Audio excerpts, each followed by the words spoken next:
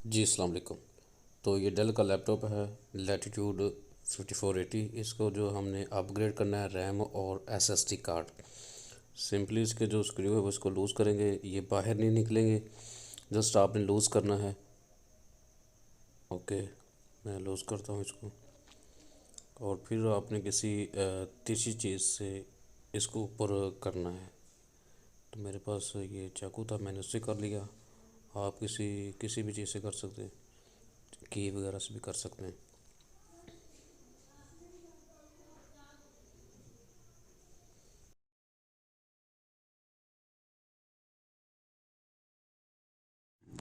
तो ये हमारे पास एक एक्स्ट्रा रैम है 8 GB की। इसको हम इसमें इंसर्ट करेंगे, यहाँ पे लगेगी, ये हम लगाएंगे।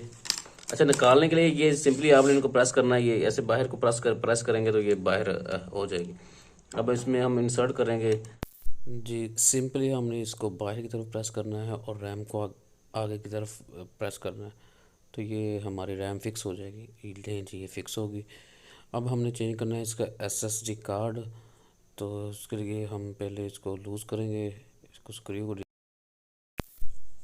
तो इस तरह हम इसको निकालेंगे, बाहर को खींचेंगे और जो नए वाला है जो भी है उसको हमने लगाना है और पीछे से थोड़ा सा पुश करके दबा देना है, और जो हमारा जो स्क्रू है उसको दोबारा से टाइट कर देना है।